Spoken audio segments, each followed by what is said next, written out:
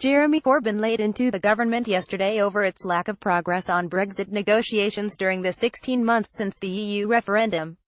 The Labour leader's comments in the Commons followed PM Theresa May's speech in which she claimed that steps forward had been made in the Brexit negotiations in reaching agreement on reciprocal healthcare and pensions and encouraging further alignment on a range of important social security rights. Mr. Corbyn said that her speech was designed to herald a breakthrough but, along with the arguing among her ministers over Foreign Secretary Boris Johnson, it only confirmed the confusion at the heart of government.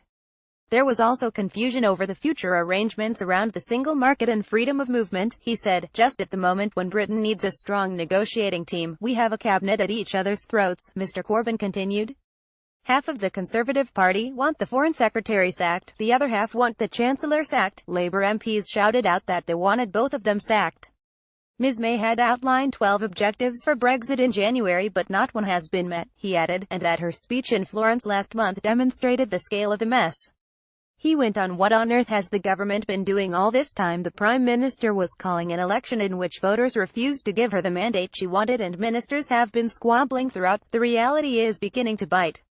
He called on her to clarify what the transitional period of withdrawing from the trading bloc would look like and how long it would last. Mr. Corbyn also demanded that she unilaterally agree the rights of EU citizens living in Britain, emphasizing that people were visiting constituency surgeries afraid that their families would be torn apart.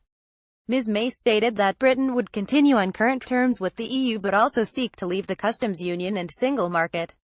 But it can't be both, Mr. Corbyn said. Ms May said Britain would leave the single market and customs union in March 2019, when freedom of movement would also end. On the exit bill, Ms May claimed that Britain would continue working with the EU to promote the long-term economic development of our continent. Lamia Sabine at peoplespress.com. Related tags.